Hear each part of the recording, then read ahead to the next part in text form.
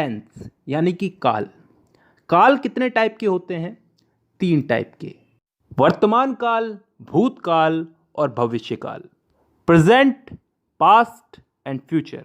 वर्तमान काल जो अभी चल रहा है, भूतकाल जो बीत चुका है, जो जा चुका है, और भविष्य काल जो आने वाला है।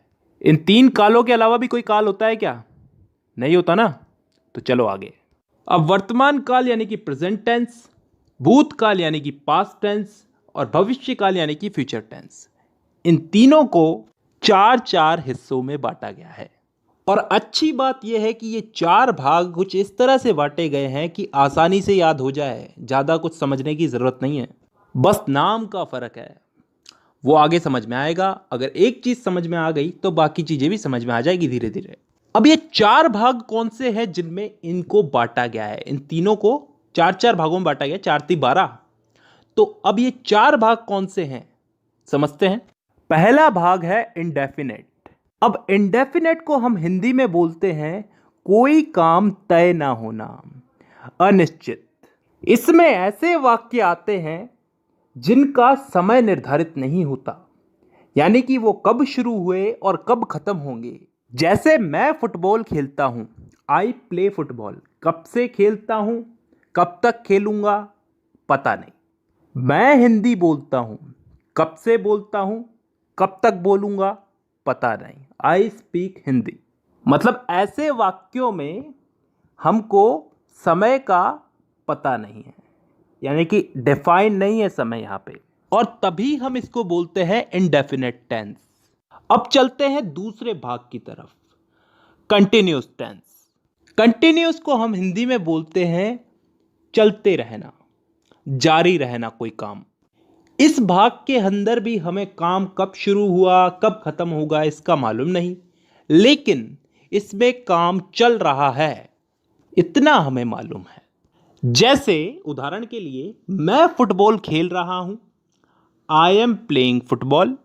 कब से खेल रहा हूं, कब तक खेलूंगा, कुछ पता नहीं। काम मेरा कंटिन्यू चल रहा है, तो यह आ गया कंटिन्यूस में। तीसरा टेंस आता है परफेक्ट टेंस। वो टेंस जिसमें काम के हो जाने का, पूरा हो जाने का बोध होता हो, मतलब कोई काम कंप्लीट हो चुका है। जैसे मैं फुटबॉल खेल चुका हूं, चुका हूं, चुकी हूं, चुके हैं, ये सब चीजें क्या बताती हैं? कि काम हो चुका है। और ये चीज किस में आती है? परफेक्ट टेंस में। अब 3 भाग हो चुके हैं, चौथा भाग है परफेक्ट कंटिन्यूस टेंस। अब ये चीज क्या होती है, इसको थोड़ा ध्यान से समझना, कान खोल के। परफेक्ट का मतलब पिछले वाले टेंस में हमने क्या समझा था? कोई काम कंप्लीट हो चुका है। और कंटिन्यूस उससे पिछले वाले में कि कोई काम जारी है। तो परफेक्ट कंटिन्यूस टेंस में क्या आता है?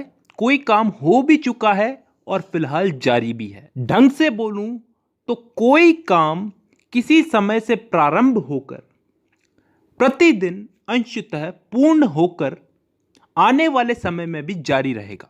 समझ में नहीं आया ना? नहीं आएगा, उदाहरण से आएगा।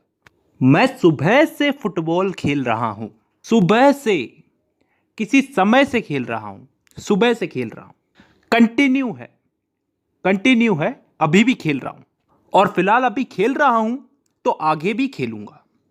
इस चीज का बोध हो रहा है हमको। एक और उदाहरण ले लो इसमें। मैं पिछले 5 सालों से हिंदी बोल रहा हूं। पिछले 5 सालों से हिंदी बोल रहा हूं, अभी भी बोल रहा हूं और आगे भी बोलूंगा।